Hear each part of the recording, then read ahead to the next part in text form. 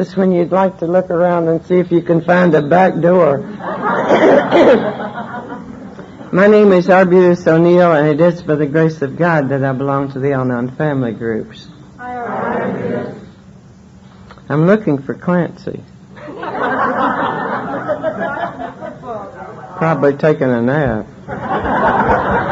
I shouldn't have said that because he's got mic time last. I'm powerless. I'm powerless over people and over places and over things. And because of the program, I can make this admission without feeling guilty. My life continues to be unmanageable when I fail to practice principles that were given to us by a bunch of ex-drunks who found their sobriety in Alcoholics Anonymous. And I like to believe that the families of the early members of AA were convinced by the miracle of sobriety that this program would work for everyone. And it was out of this conviction that the Al-Anon family groups grew to reach all over the world and have shown astounding results. We subscribe to the concept that alcoholism is a family illness. And then we get so carried away telling people how sick we got that we forget to say we have a program for family recovery. Ours is a fellowship that shares. But I feel strongly that we should share our recovery, not our sickness. And that's why these gatherings on the weekends that we call conventions or conferences or roundups or festivals, whatever we call them, these are a showcase of recovery. I think it's very hard to see growth within ourselves, but we can see it in other people. And these AA people just delight me. You know, they love without expectancy. They get together at these things, you know, the big ones, the internationals, and they pound each other on the back. They're just so tickled to see each other. Everybody, as Chuck Chamberlain used to say, everybody's talking and nobody's listening. And then somebody else comes in back there and they stop right in mid-sentence and they say, look, there's old George. And he's still sober. They don't even expect each other to stay sober.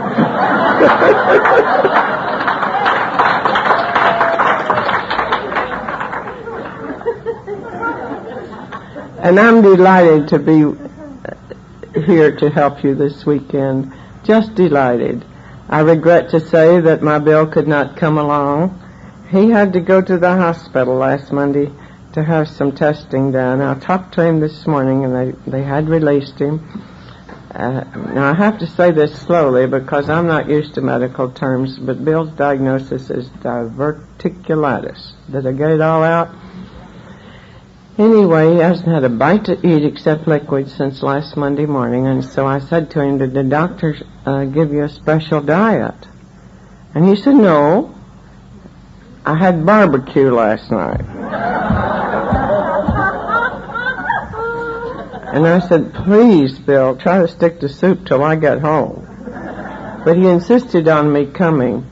It would have been kind of bad for me to call June last Monday and say, I'm sorry, but I can't make it. And Bill says that I need to come to these things. They are my energizers. And so here I am, and I'm very grateful to be here. I'm called a long-timer in the Al-Anon family groups. I refuse to be called an old-timer. And it's been my pleasure and great privilege for a large number of years now to talk to a lot of people in a lot of places. And I've learned about people. Every one of you who are here this afternoon are here for exactly the same reason that I'm here. We were driven here under the cruel lash of alcoholism because we had nowhere else to go. Nowhere at all. I once thought that alcoholism was a product of my generation, but this isn't the truth. Alcoholism is as old as time. Alcoholism is an insidious, progressive, fatal illness that prompts the unthinking to make jokes about drunks, but it can leave a family homeless and penniless. Alcoholism is a public cancer that can turn a man or a woman against themselves. Alcoholism is a blight on the history of mankind. The Bible warns against it. Shakespeare diagnosed it. Tennessee Williams built a prize-winning play around it. But no one, as far as I have been able to learn, seemed to be able to do anything about alcoholism until the advent of AA. Priests and ministers before our lifetime were baffled at their inability to cope with this insidious habit, this dreadful malady, if you please. They preached to alcoholics, prayed over them, had them sign pledges, and when these things failed, they damned their souls to hell. Men of science in other generations wanted to find a cure for alcoholism. They wanted to find a pill or a vaccine that would stop compulsive drinking. And failing to do this, they said to the medical students of that time, "Don't waste your time on these people. They're hopeless." Preachment failed. There was no cure. So there was only one other thing we knew to do with alcoholics. You must be punished. So we locked you up in jail. The more you drank, the longer we kept you in jail. And the longer we kept you in jail, the drunker you got when we finally released you. It became a vicious cycle. We tried to change the body chemistry of sick people with punishment. And society allowed this to happen. Nay, we insisted on it to our everlasting shame. But there was one group of people who never gave up on the alcoholic. These were the families of alcoholics, the people who loved you. We took jobs to feed the children that you were too sick to be responsible for. We doctored your hangovers. Some of us bought your liquor. We picked up your hot checks. We bailed you out of jails. We pled with judges. We said, John's a good man when he's sober. And to repeat this ridiculous paradox, we gave you hell every time you got drunk. And society was puzzled by the behavior of the families of alcoholics. They could understand the alcoholic when he wrecked cars and did ridiculous things, wore lampshades on his head and things like that. They could understand it because they had been drinking, but they could not understand us. Law, no. They couldn't understand why we continued to love and care for the alcoholic. Of course, they almost killed us with pity. Ooh. We don't need pity. We need understanding. They gave us nice shiny halos to wear, and we accepted them quite willingly. I put mine on every morning when I put on my lipstick. And my halo had a name. It was called self-righteousness. Did you ever notice that word doesn't even taste good? It doesn't. They couldn't understand the families of alcoholics. There were some people that thought we were endowed with some special quality that made us better than other people. And then there were other people who thought we were plain fools to live under such circumstances. My mother came in this group. Mother used to say, God looks after fools and drunks, and that takes care of our abuse and bill. And Mother was right, because God did look after us when we didn't have sense enough to look after ourselves. Then a little further along, the professionals got involved. Now, please don't misunderstand me. I work on the perimeter of professionals for a large number of years, but this is just what happened. These were the people who put the labels on us. They seemed to think that we were masochistic. Now, that's a 12-cylinder word that means you like to suffer. And I guess it depends on which side you're on. But these were the people who labeled us. Aggravating influences, we were called. Disturbing factors. And then they took the wraps off and they called us Suffering Susie, Wavering Winifred, Faltering Francis. Couldn't do a thing with Arbutus.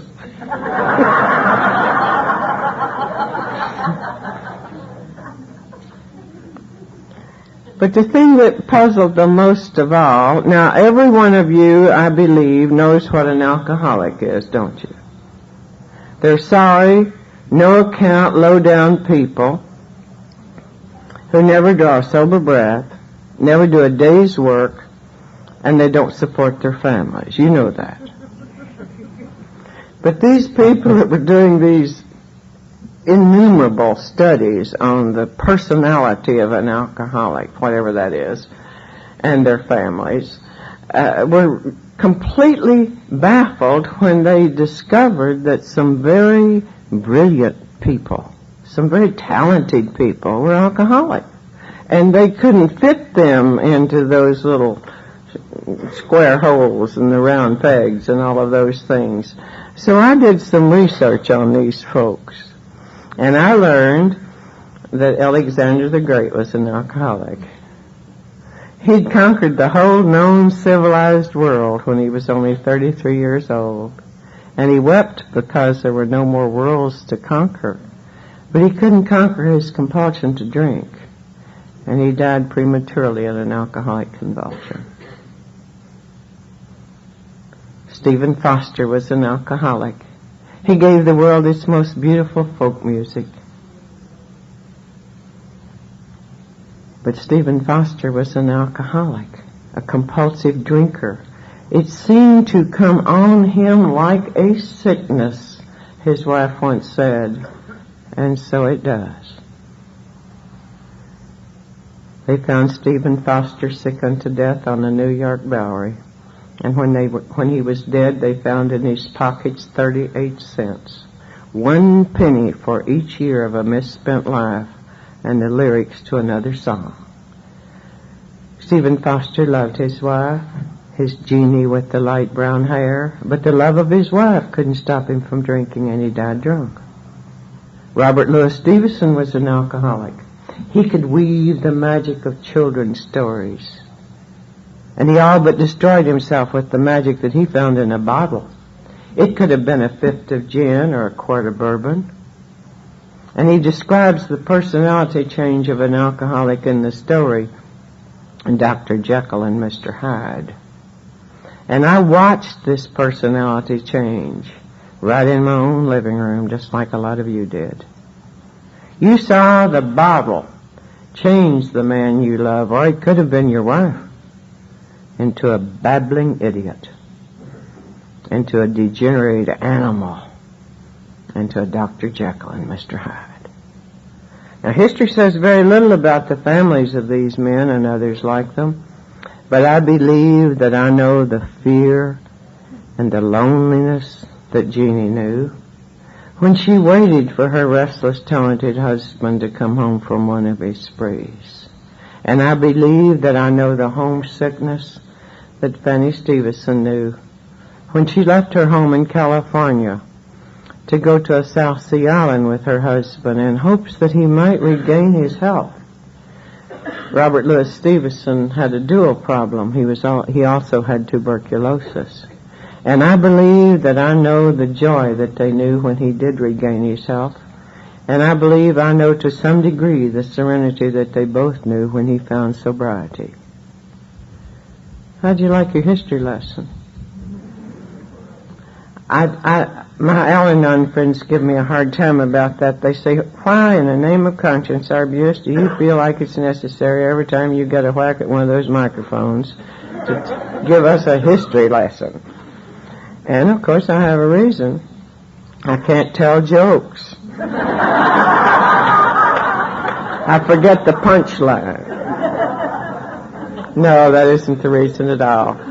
I tell you these things to point out the contrast that I've described to you a few minutes ago, to explain to you that the very self-same people who were so completely baffled before the advent of AA are doing a great deal about the problem of alcoholism at this point in time. It is now possible to get an alcoholic in a hospital with the simple diagnosis of alcoholism. This wasn't true when alcoholism reared its ugly head in mine and Bill's life. You couldn't get an alcoholic in the hospital, not unless a doctor was willing to make a false diagnosis and call it something else. You just couldn't get him in the hospital. Priests and ministers now feel that alcoholics are God's children too, and so they send them to AA for treatment, and they send their families to us so they can get well too. And the National Council, of course, on Alcoholism has done a yeoman's job teaching the public that alcoholism is a treatable illness, and that alcoholics need help, and that they deserve it. And did you notice it's almost impossible anymore to pick up a magazine or a newspaper and not find an article on alcoholism? I was amazed last year the National Geographic ran an article on alcoholism, and that's a prestigious magazine. They don't just publish junk. But it's almost impossible not to learn about it anytime you read anything at all. It seems to me that it's become the in thing to have an alcoholic in your family. Now, if you don't have one, I strongly suggest that you go out and borrow one. Don't marry them.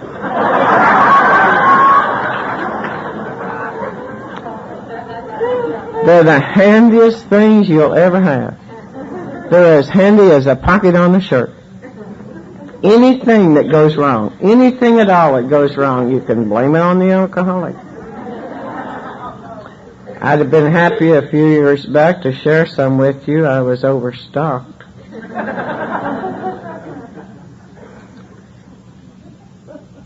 And please again, don't misunderstand me. These dear people in the professions are doing everything they can about alcoholism with the knowledge that they have to work with.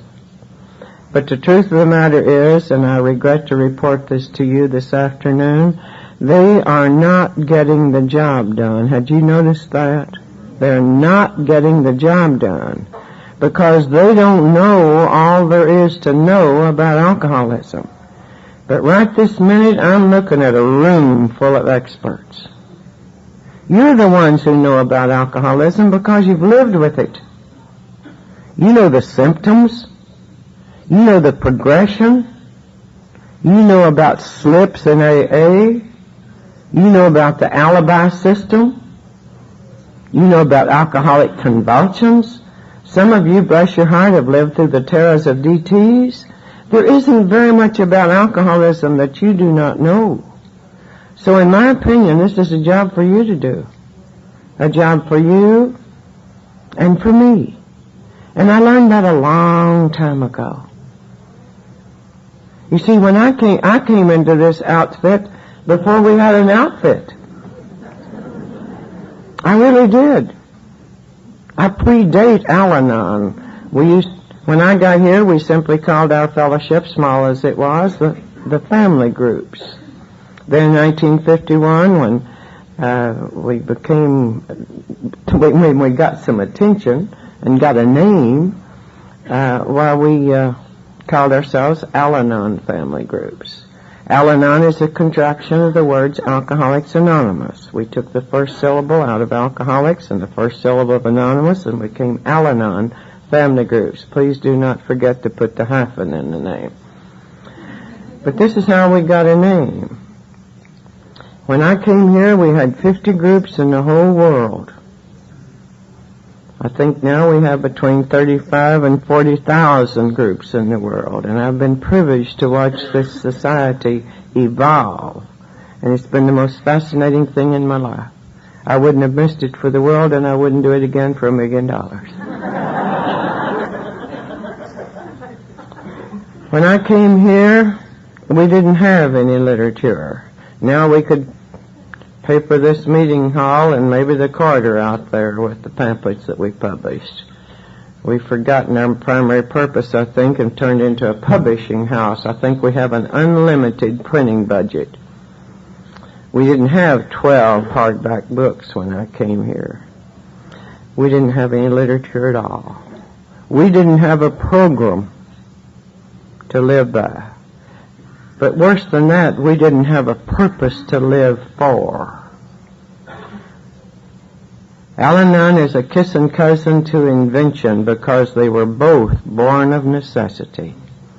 And the dear people who put the life-changing program of Alcoholics Anonymous together were visionaries. They knew that in time the families of alcoholics would become aware of this necessity, and so when they wrote the book Alcoholics Anonymous, they made provisions for us. Because they included in that book 2 chapters just for us. One of those chapters is entitled 2 Wives. Now that is not intended to be a put-down for the fine men that we have in the Al-Anon family groups, not at all. The fact of the matter is that when that book was written, there were no women in AA, so they addressed that chapter 2 Wives. The groups up in Canada used to call their groups the Wives groups. The other chapter, of course, as you well know, is entitled To the Family Afterwards.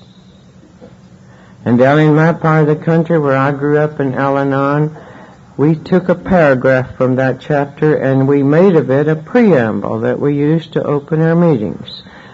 They've asked me to start collecting things for our archives in West Texas, and I'm just hoping against hope that one of those preambles will surface. The copies that I had blew away in 1979 with a little thing called a tornado. Blew a lot of things out of our lives, but I'm hoping against hope that one of those preambles will surface. This is what the paragraph says. The past is the principal asset of the alcoholic's family, and frequently it is almost the only one.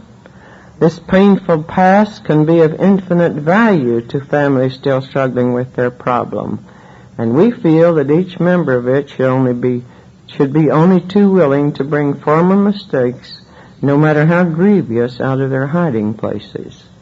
Showing others how we were given help is the only thing that makes our life worthwhile. Cling to the thought that in God's hands, your dark past is the greatest possession you have, the key to life and happiness for others. With it, you can avert death or misery for them. You know, that's powerful stuff. As far as I'm concerned, we don't have a piece of literature yet that more clearly points out to me what my responsibility is to the families of alcoholics. And we don't have one single piece of literature that more clearly points out to me how I can show my gratitude for the recovery in my family and for the good things that recovery has brought to us.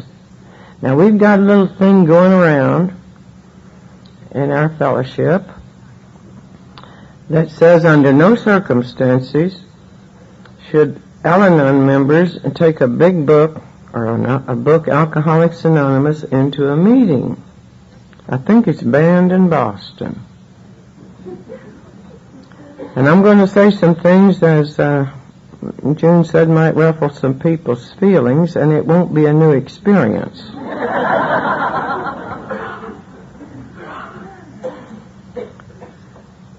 I require the people that I sponsor to study the first 164 pages of the book Alcoholics Anonymous, or get themselves another sponsor. Now, when all of this thing about developing literature started, we developed this literature for Al-Anon on the assumption, which is always a mistake, that you had first studied the first 164 pages of the book Alcoholics Anonymous. Now, please think with me. Think with me back to the late 40s and the early 50s, when there weren't very many AAs around, And remember, we didn't have anything going for us except the dubious permission of these people who were very new in AA to come to their clubhouses while they had a meeting. And that's what we did. We met in wide hallways and dirty little kitchens. Remember that place down in Abilene, Neva? God. We met in those places and we talked. Now you know very well what we talked about. It was a kind of a morbid competition to determine which one of us lived with the sorriest man. And I wasn't comfortable in those meetings. I didn't live with the sorry man. I still don't. I lived with a fine young man who drank too much. And I get pretty defensive about those those early meetings. To be sure, there were nothing more than gossip sessions. But I have to remind you people in Al-Anon that if we had not been there then, you wouldn't be here now. So don't get critical.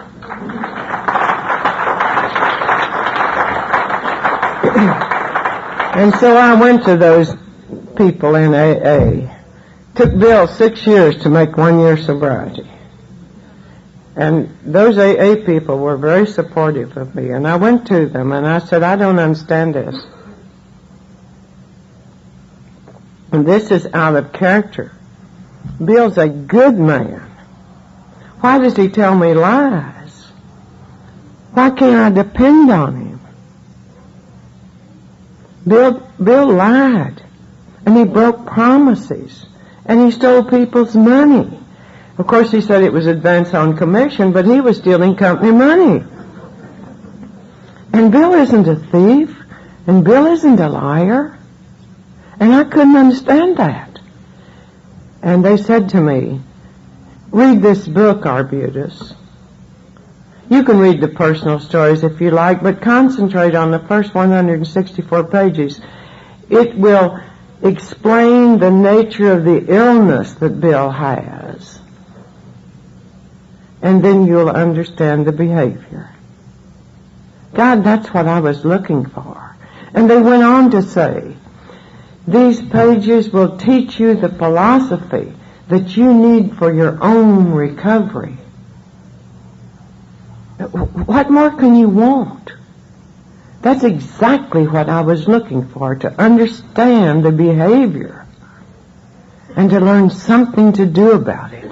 You bet. Now, I want you to know that we watched those fellas very carefully. We saw people go to those scroungy little old meeting places, people that had never been able to draw a sober breath.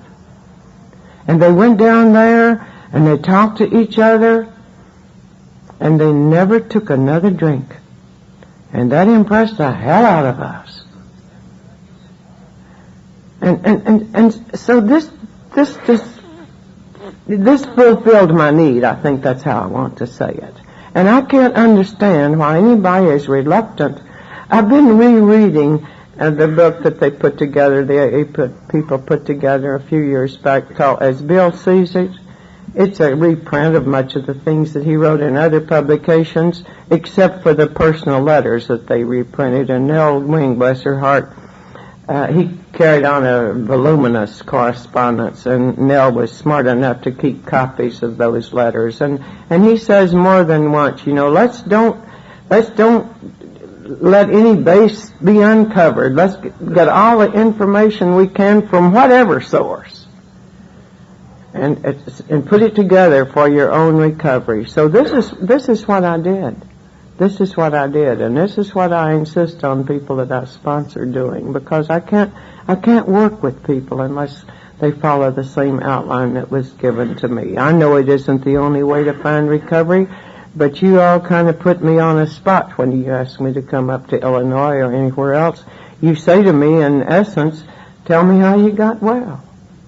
And I got well by reading the book Alcoholics Anonymous. And then if you notice, that outline in the big book is pretty concise and brief. And then Bill Wilson, bless his heart, wrote another book, 12 Steps and 12 Traditions. And in that book he talks about feelings. He tells you what will happen if you don't get rid of your resentments. He tells you what will happen if you continue to be suspicious and jealous. And God, I've got a streak of jealousy down my backbone as wide as both of my hands. I didn't like it when that boy of mine came into this fellowship, good looking, smart, and those little AA gals that cuddle up to him. I didn't like it. I didn't like it a bit. He's mine. And I don't share him with nobody. I know this is a program that shares, but I'll share anything with And Bill Wilson writes in that book what will happen if you don't rid yourself of those suspicions and those jealousies.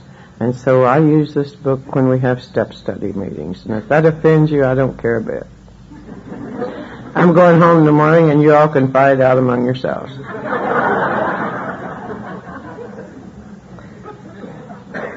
We share with you our experience, strength, and hope. And that's what you asked me to come up here and do. I'm sure you was. And I attended my first open meeting of Alcoholics Anonymous in Amarillo, Texas in 1948. I didn't want to go to that meeting. My Bill, as I told you a minute ago, took 6 years to make his first year of sobriety. He learned about AA in Fort Worth, Texas, but he couldn't accept the second half of the first step, and he couldn't stay sober. And I didn't have very much confidence in my young husband's sobriety. And the only reason I went to that meeting is because I'd put myself under an obligation to a very lovely lady who was married to a member of Alcoholics Anonymous. And if you haven't picked up on the accent yet, I'll tell you that I'm a hillbilly from the hills of North Carolina. And hillbillies don't like to be obliged. Hillbillies don't like to lose. We're not reluctant to get an equalizer, but we don't fail. And so I went to that meeting because I'd put myself under an obligation to Marguerite. And it was, as I said, an open meeting. There was about 150 people there. And I drink an awful lot of coffee, as some of you have noticed. And after the meeting started, a very lovely lady that I later learned was AA leaned across Marguerite and whispered to me. What she said was, "How long has it been since you had a drink, honey?" And I wasn't embarrassed with her question. I'm not a teetotaler. I used to say I didn't trust teetotalers, but I have a friend down in Wichita Falls, Texas, that never tasted liquor in her life. She's a real teetotaler, and I trust Mildred with my life, so I don't say that anymore. But Marguerite was embarrassed to death, and she answered the question. She said, "Mrs. O'Neill is not an alcoholic. Mrs. O'Neill is not an alcoholic, but she knows about alcoholism." I grew up in a house with two men, both of whom was my father. My dad was a two-fisted construction man. He worked hard, he played hard, and he drank hard.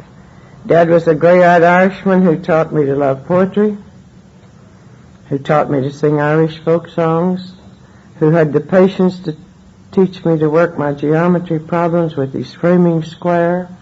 But on Saturday night, my dad turned into a devil. My father was absolutely and totally insane when he drank liquor. And he hurt my mother. He hurt my mother emotionally, and he hurt her physically. And Mother never could understand when her jaw was broken that Dad had just intended to kill a centipede that was crawling in her hair. She couldn't understand that. And I'm quite sure I couldn't have understood it. My father's alcoholism destroyed both of my parents. My father's alcoholism turned my beautiful mother into an old, ugly, bitter woman who hated him. She hated him as long as she lived. She hated him long after he was dead and in his grave. And the last years of her life, which she spent in total darkness, she hated anybody that had ever loved John Martin, and that included me.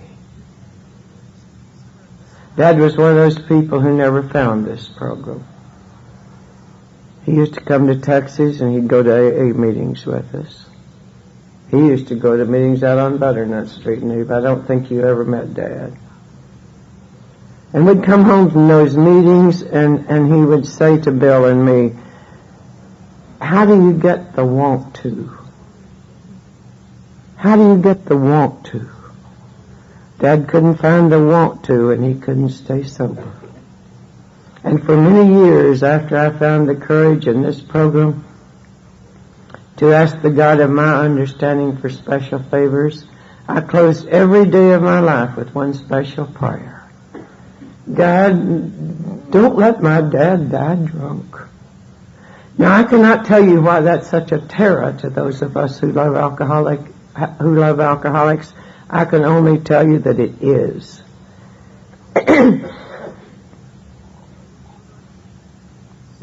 My father died in 1965. He had throat cancer. He did not die drunk. And when my brother Mike called to tell me that Dad had a terminal illness, he said to me, we're going to have to pray extra hard for Dad Arbutus. He isn't going to make it. And I said, no. No. Now, you know very well that I didn't want that filthy stuff to destroy that beautiful baritone voice. You know I didn't. You know I didn't want that filthy stuff to make it impossible for my dad to even have a drink of water. You know I didn't. I prayed, God, don't let my dad die drunk. I do not tell you these things about my dad or about my mother that you may weep for them, because my dad's all right. My dad doesn't have to drink anymore, and Mother doesn't hate him any longer. I tell you these things that you may know that I've always loved an alcoholic. And because I love alcoholics, I want to restore their families. Because I know about you alcoholics. I know that of all the things you love your families most. Of this I am convinced. You love your families most. Even when you tear us down over and over and over again, you love your families most. And I want you to know that when I married Bill O'Neill, I wasn't concerned with this drinking. Father Martin says you can't identify an alcoholic except by the ones that you know. And Bill wasn't hallucinating drunk. Bill was not insane when he drank. Bill was the life of the party drunk. He crashed debutantes' parties and taught the chaperones to put your little foot. He wasn't like Dad at all, and I was not concerned. I drank with Bill. Good Lord of mercy. It was very important in our generation that you have fun. I heard an AA lady say she had so much fun it like to kill her. And that's about what happened to Bill and me. We got drunk everywhere we went. We worked for a company that sent us all over the United States, and we got drunk in Chicago, St. Louis, San Antonio, San Francisco. Anywhere we went, we got drunk. I don't remember that we were ever in Champaign, Illinois, but if we'd been here, we'd have been drunk.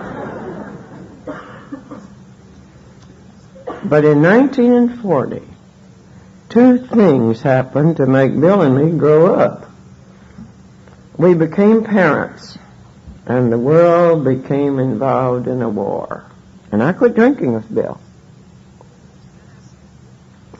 Things were too serious. I was watching the troop movements in Europe and later in the South Pacific, and I quit drinking with Bill. We had our second child the next year, and Bill wasn't there when Nancy was born. Nancy came on Wednesday, but she didn't get to meet her dad till Sunday.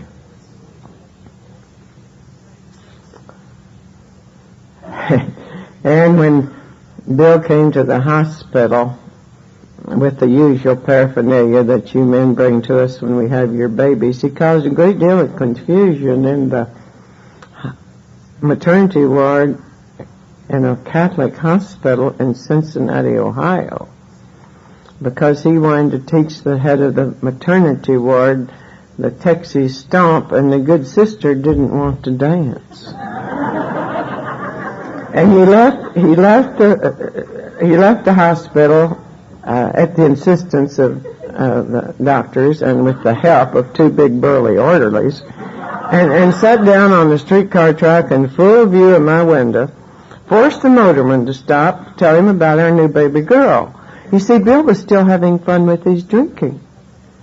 Our only son was born the next year, and I know this is a dreary recitation for you to listen to, but you see, my brothers went into the service, and my sisters went into the defense plants, and I had to stay home and keep up production. But when our only son was born, something went wrong in the delivery room, and they needed Bill. And they couldn't find Bill. Now, had I been able to talk to them, I could have told them that they'd find Bill in a bar. But you see, I didn't know which one. And my friends in AA tell me there is no loneliness in the world as great as that of the alcoholic who has run out of time. And I believe they believe that. But I also believe that I know about loneliness. The loneliness of an alcoholic's wife, when she goes to a delivery room with the full knowledge that a compulsion to drink is depriving her of her husband's devotion. This, I believe, is loneliness.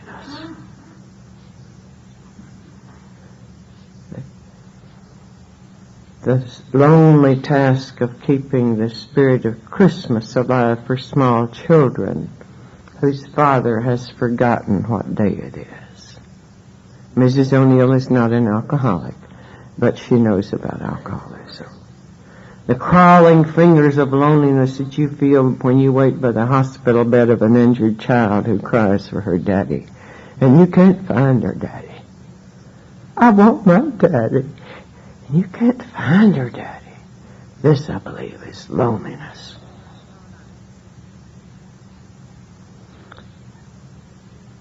Our son was a frail little boy. My doctors told us he'd never walk. And I was overwhelmed with the strongest sense of guilt that I've ever felt in my life because I manipulated that pregnancy. I knew that Bill wanted a little boy. I guess every man wants a son. And I gave him a son who couldn't walk. And that started an odyssey for me that took me to many hospitals in many states across these United States to try to find a doctor that'd make my boy walk. When Luther was 3 months old, I learned I was pregnant again. We were living down in Knoxville, Tennessee, about the time that they brought that atomic energy plant in. And of course, the alcoholism had progressed, and Bill changed jobs pretty often. He had personality clashes with the people he worked for, and he had a good job down in Knoxville. He worked for Holland Furnace Company, a straight salary and commission. And it was not at all unusual for Bill to make $700 or $800 each week. That was a lot of money in the early 40s. We were evicted from a furnished house in Knoxville, Tennessee that rented for $50 a month. And I couldn't find another place in Knoxville. So I had to go up into Kentucky, a little town called Middleton. And I found a garage apartment up there. Now, please remember, I'm expecting my fourth child any minute. And the arrangements that I'd made in Knoxville had to be canceled because I'm not in Knoxville anymore. I'm 70 miles up into Kentucky. And I checked in with the local hospital there to learn that I wasn't eligible to go there to be delivered of my child, because that hospital was for the exclusive use of the coal miners that lived in that area. And about the time that I made this brilliant discovery, they carried Bill home. Now, they'd carried him home before, but this time his leg was broken. He'd had an argument with his boss, and Bill never won a fight in his life. He must have felt 10 foot tall when he was drinking, because he'd just get the bejeebers beat out of him. They carried him home, and they did agree to put a cast on his leg in the emergency room. And I got on a Greyhound bus. Luther can't walk. Peggy is 3 years old. Nancy is 2. Luther's a year old and he can't walk. And I'm expecting my 4th child any minute. And we get on the Greyhound bus to go back to Cincinnati, Ohio. Mother didn't know I was pregnant. I think she told her friends that at least 2 of my children were premature, but they were not. I don't know who was most relieved when we got to Cincinnati, me or the bus driver. And I go out to Mother's neighborhood. She lives in an exclusive district, an apartment where they don't have children. And it didn't have an elevator. So I go upstairs with Luther in my arms and knock on the door. Mother was only 12 years older than my Bill, and God, she hated him. She hated him with a purple passion.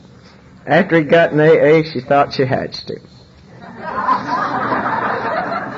But she opened the door and almost dropped dead, and I said, Mother, would you please go downstairs and help Bill? And she said, what is the matter with him? Is he drunk? And I said, no, ma'am, his leg's broken. So she put us down on the couch, and you all know those lectures that we get. You know, and she said, of all my children, Arbutus, you are undoubtedly the most brilliant child I have, but it takes a damn genius to get in a mess like this. And our little Teresa was born in the Salvation Army in the charity ward. I don't like to tell this story. And Bill says I have to because it's real good for you high-bottom drunks. And this didn't take 10,000 years to happen. This was fast. Bill hit the skids and he was gone. And again, the things that I'll wear to my grave, the emotional scars that I'll wear to my grave came from those experiences when I was served with those eviction notices. And please believe me, that was not the last one that I was to see. And each time that they served those eviction notices, I thought I saw the look of pity and disgust on the faces of those who served them. And when I had to make application to get into that hospital, I saw the look of pity and disgust on the social worker's face when she wrote on my application blank in bold black letters, as if I couldn't read, husband is a drunkard. Mrs. O'Neill is not an alcoholic, but she knows about alcoholism. And I'm not sure that the people in Texas appreciate this part of my story. I don't think that I'll ever be able to describe what it means to a hillbilly to accept charity. But you go to a welfare agency to feed your children, don't think you won't. And you'll go to a welfare agency to get treatment for your young son. Oh, yes, you will. And I like to starve to death because I couldn't eat the food. I hope to God I never see another bowl of spaghetti. Spaghetti's cheap. And I almost starved to death because I couldn't swallow the food. And I want you to know that when I came to the state of Texas in 1944, I had never heard the term alcoholism in reference to my young husband's drinking. Not one single time. My Bill lost his left eye as a result of drinking. And he couldn't stop drinking. My Bill lost his left arm as a result of drinking. And he couldn't stop drinking. I watched this boy lose everything that he had that he wanted to keep. I watched him lose the affection of his family.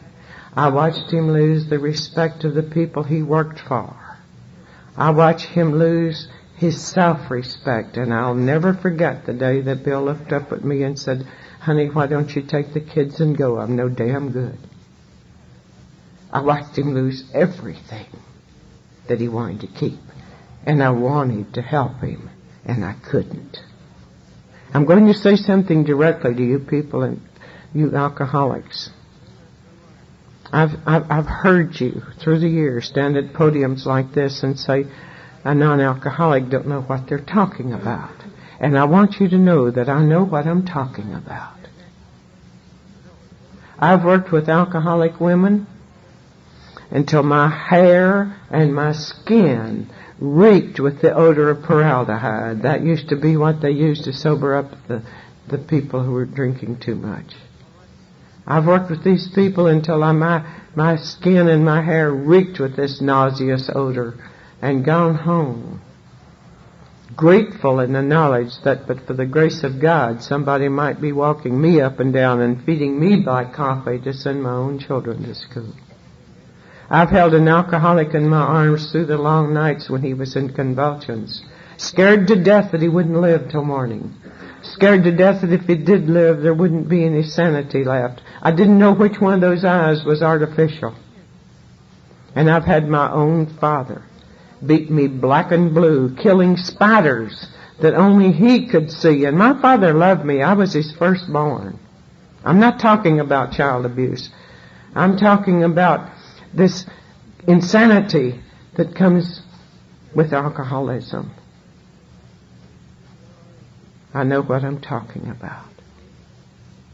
We wanted to help you, but we couldn't help you because you wouldn't let us. It seemed to me that you put us on the other side of a thick glass wall, and we could see you, and we could hear you. We're not calloused, insensitive people. We know the mental anguish you endure. We know the physical torture. The feeling I'm trying to describe is a feeling that those of you who are parents will understand. It's the feeling you have when you tend a sick child. The baby's burning up with fever and it cries and you want to help. But you can't help because the baby can't tell you where it hurts. And the alcoholic couldn't tell us where they hurt. And we couldn't help you. But there's people very likely in this room who wouldn't be alive today if it wasn't for somebody like me. And I want you to remember that the next time that you indict an Al-Anon member.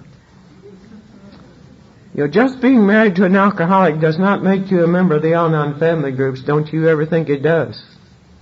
You've got to do a little bit more. You have to make an honest effort to practice the principles of this program that you gave to us. You've got to go to meetings regularly.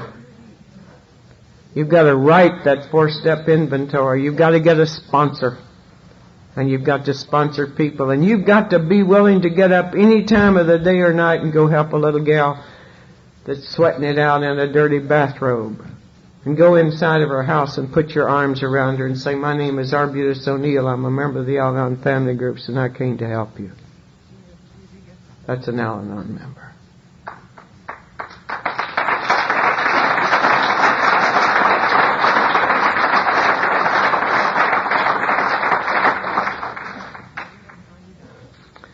When I went to Texas in 1944, I went there with the illusion that Bill's family would be supportive of him. They didn't understand, and please, this is not an indictment. They didn't understand. They thought that anybody that married a girl from North Carolina, where they make all that bourbon and blow all those cigarettes, couldn't help but be an alcoholic. He certainly didn't drink too much when he lived at home. He was one of those Southern Baptists. So I failed to find the support that I went to Texas to find. But I did find something else. I found a group of people. These people called themselves members of AA. And when I found these people, I was totally and utterly destitute in mind and body. And these people tried to help me.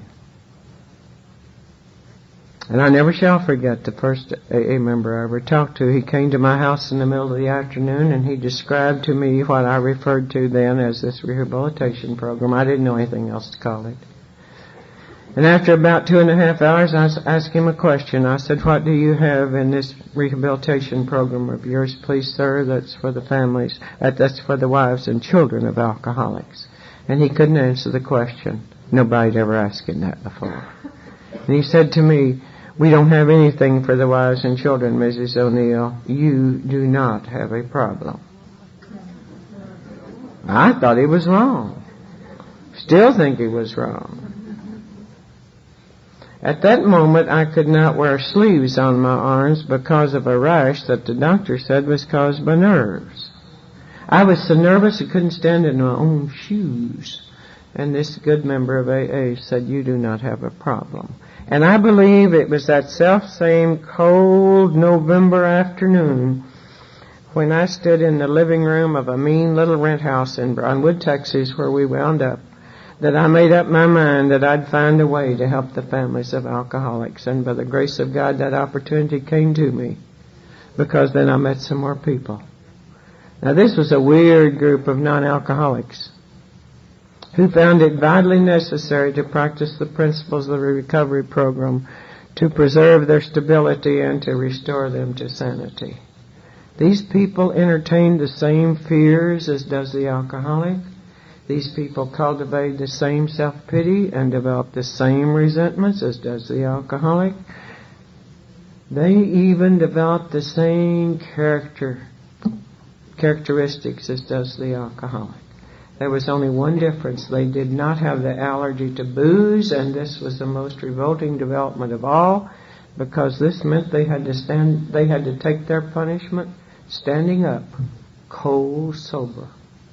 And there's not an alcoholic in the world that can do it. Not without help, you can't. And we couldn't either. We only thought we could.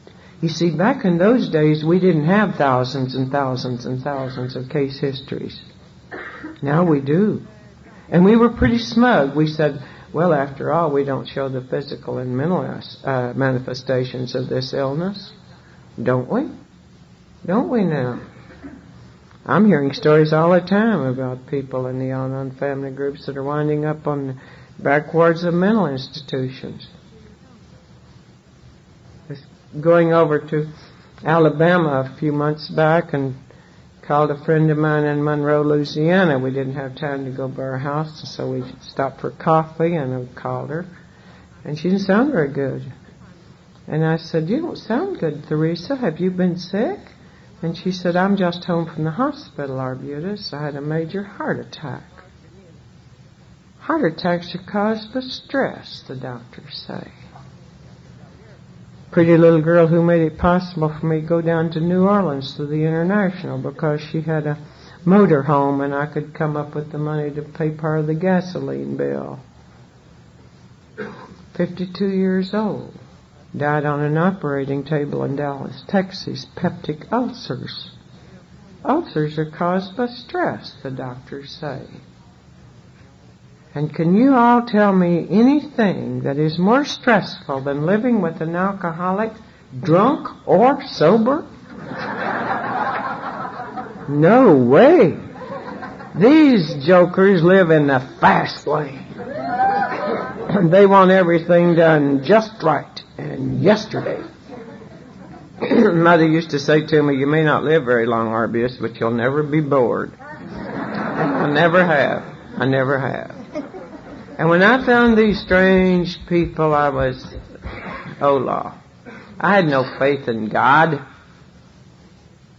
I had no confidence in my husband's sobriety. And I couldn't trust people. People do not deal very kindly with families of alcoholics. Oh, I believe there was a God, creator of the universe, if you please, who changed the seasons and painted your trees bright orange and red, who turns the days into nights and hung up the stars to make it pretty for us. I believed those things, but I had no concept of a personal contact with God, none at all. And God knew why I couldn't trust people. I couldn't even trust myself. I was not responsible for the things that I did, and I was not responsible for the things that I said.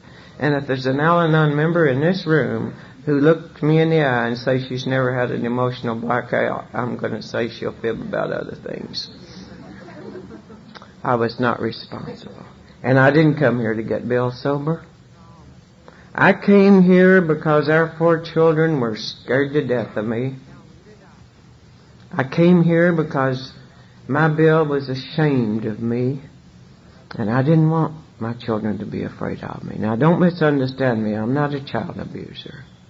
They were scared to death of my disapproval.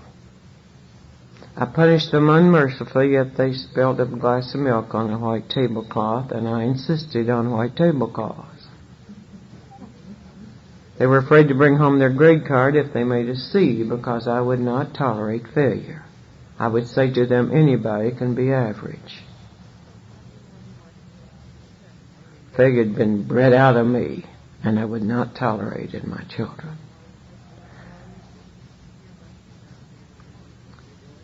And I didn't want Bill to be afraid of me or ashamed of me. But they were writing some articles in the ladies' magazines in the late 40s about something they called group therapy in the field of mental health. And that's what I thought the family groups were. In a sense, that's what they were. And so I went to that grubby little clubhouse down in Abilene, Texas, where there was 7 ladies sitting around a lazy daisy to change their fingernail polish, and they played poker when they got their nails finished. And they had a preamble that incorporated the Constitution of the United States, the Bill of Rights, and the marriage ceremony.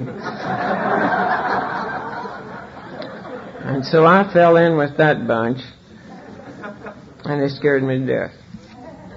I didn't go back to any meetings. And Bill was anxious about it. He said, you really need to go to those meetings, Arbutus. And I said, no way. Those people are sick, and I don't want to get like that. But then we got a transplant from the state of California who had gone to meetings with Elsa Chamberlain, who died a couple of weeks back. And to say she turned that group around was an understatement. And she put my nose down those 12 steps, and I had the distinct feeling that if I didn't take those steps, I'd never come up for air. And I took them for the worst possible motive. I was going to slap that paper down in front of that gray-eyed sponsor and say I took these blasted things, and I was going to get an A+ up in the corner. I had to have surgery recently, and I'd forgotten my blood type, and my medical records got blown away too. And so I said, please type my blood while I'm here. And it came back A+.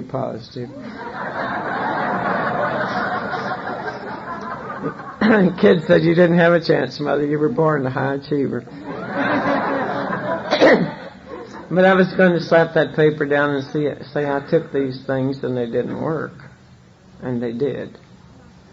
Now, I'd like to be able to tell you that overnight I became a wise and wonderful woman, but that obviously is not the truth. But I will tell you that my life changed. The first thing that I could notice was that the children could relax around me. They became so relaxed they sassed me. And then a little later I became aware of the fact that once again Bill was proud of me. And that's important to those of us who love alcoholics. Elsa Chamberlain explained that. Now, I've already described to you what an alcoholic is. Would you not agree that an alcoholic is just about as low down on the social totem pole as you can get? And then you rejected us. So that's a real sick need for approval, as Elsa used to say, that all of us have. And we don't need very much of it. Just occasionally tell us that we did a good job, or that we look nice, we smell good, anything, just a little. But I needed that approval, and I was grateful for it. And then I give my friends in Texas a hard time. I made friends, of course, right in my own little group.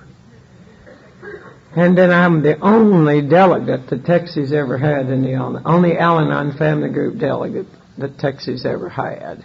When my panel was over, they had divided our state into 2 areas, and it took 2 people to do my job. And I never let them forget it. And I went to New York, and I was privileged to work with Lois and to meet Bill Wilson. And oh God, I'm grateful for those things. And then I met delegates from the rest of the part of the country. I remember your first Illinois delegate. Her name was Marie Odegaard. And then I knew I had friends all over the world. And some of you told me you liked me, and then I could belong to the human race. You see, I never belonged anywhere at all. I grew up in construction camps. Grandfather owned the business, and Dad took the out-of-state contracts, and we traveled with him. I didn't go to one school more than one semester till I was high school age. Never belonged to a school system. You don't go to church when you don't believe in God. And now I belong to the greatest thing in the world. I belong to the Al-Anon family groups. And have you noticed there's a little difference in the Al-Anon people and the AA people? There's no quitters in the Al-Anon family groups. Did you know that? No quitters. I don't know what happens to them, bless their heart, but they don't make it in Al-Anon. We don't quit hoping that the man we married will come home again. We know he's lost down in the bottom of a bottle. And we don't want to change him. We just want the man we married to come home again. And we don't quit hoping. Hope burns low at times, but we don't quit hoping. And we don't quit helping the alcoholic. Our methods get a little drastic, but we don't quit helping you. We'll help you to death. But more important, we don't quit loving the alcoholic. There's no quitters in the Al-Anon family group. And I took the principles of this program and reared those 4 children. And I'd stand behind podiums like this and say, I'll put my 4 up against any 4 in the world. And I still will.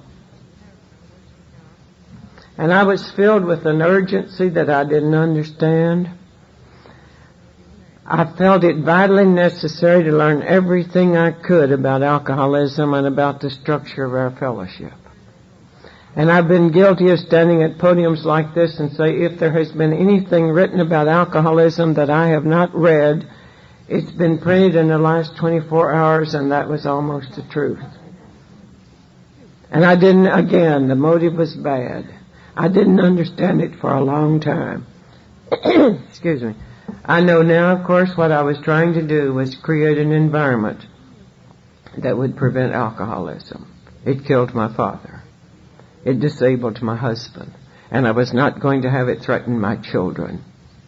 And I have to report to you this afternoon that 2 of our children are members of AA. Nancy Dale had 12 years of sobriety last September, or this last month. 4th day of September. And Luther will be sober 12 years St. Valentine's Day. I forgot one very important thing called body chemistry. But I tried. The little doctor that put Luther in my lap when he was 10 days old said to me, take him home, Mrs. O'Neill, and enjoy him. Because you can't keep him. And I've already told you how I made the tour of the crippled children's hospitals in these United States. A year ago in July, Luther had a massive heart attack. He'd been on the archery range and came in, and he had some chest pains, but I guess those things kind of stretch your muscles. He wasn't concerned about it, but his wife was. And she got him into the emergency ward, and he had his heart attack in the hospital. My kid's not stupid. They sent him over to the Humana Hospital in Abilene, Texas, and did that surgery that when they put the balloon to open the blockage. And when they tested his blood to do the surgery, they learned he had diabetes. He'd gotten a physical every year since he's been working, and he'd never shown. They thought it was not serious enough to give him insulin, but it could not be corrected with a special diet, so they gave him a oral medication and sent him home. He reacted to the medication, had to be put on a respirator for 5 days. I'll swear it was 1,000 years. And the surgery collapsed, and they did it the second time and killed his heart. He's not eligible for a transplant. And we didn't expect to bring him home from the hospital. But he's lived a year. Didn't have a group in the little town where he lives, so he started one. He's teaching us truly what it means by one day at a time. And I've said to you, some of you pretty girls this weekend, I don't have troubles anymore. And I don't have problems. And truly I don't. By the grace of God in this program, I have experiences. And some of them are exceedingly uncomfortable and tragic and unhappy. And I heard you. I thought, You told me that if I accept these things, that if it was a fact that I must accept it, and if it was a feeling that I must change it. And I listened to you very carefully. But what I heard you say was, if you accept these things, you'll be happy. That is not what you said. If you accept these things, it will be easy. That is not what you said. And so I've taken a refresher course in acceptance. And this thing with Bill is partially compounded by his anxiety about Luther. And he won't admit it. My Bill is almost 6 foot tall, and he weighs 123 pounds. And the thing I'm saying to you is the principles of this program will help you resolve any living problem you will ever have. And I can attest to that because I've tried it. When I got here, I didn't know this program would work for me. I hoped it would. None of us knew that it would work for those of us who are not alcoholic. We hoped it would. And so we tried it. And it worked. And then we tested it. We talked among ourselves and we said, do you suppose that people who don't even speak English could use this program? And so we translate our literature into other languages, and you can go to Japan or Finland and go to an Al-Anon meeting and read the same literature that you're reading over here wherever you meet. So we tried it and we tested it and we proved it.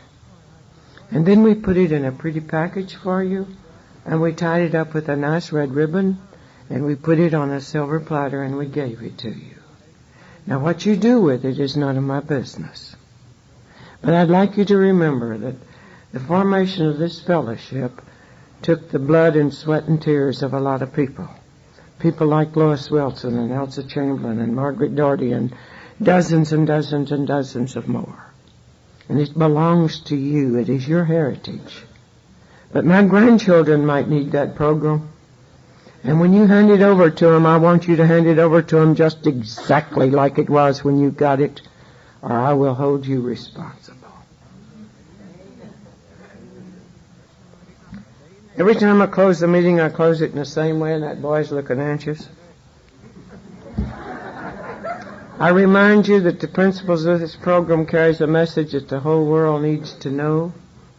And I remind you that you're the only people in the world who are so quite uniquely qualified to carry this message. And I remind you that maybe out here in the football stadium, well, Law knows out in the football stadium this afternoon, there are drunken men and women who will die, just as Stephen Foster died, in drunken ignorance, never knowing they're alcoholic if you fail to carry this message. And there's kids in your pretty town, and down in Brownwood, Texas, and everywhere that I know, who are afraid for their dad to come home tonight. Or it could be their mother. Saturday nights were the worst of all, remember? And these kids will grow up with a deformed personality if we fail to carry this message. And there's men and women in this beautiful city and in my city who won't have the courage to live one more day with an alcoholic. And they'll break up their homes if we fail to carry this message. And if we fail to carry this message, may God have mercy on these people. And may God have mercy on us.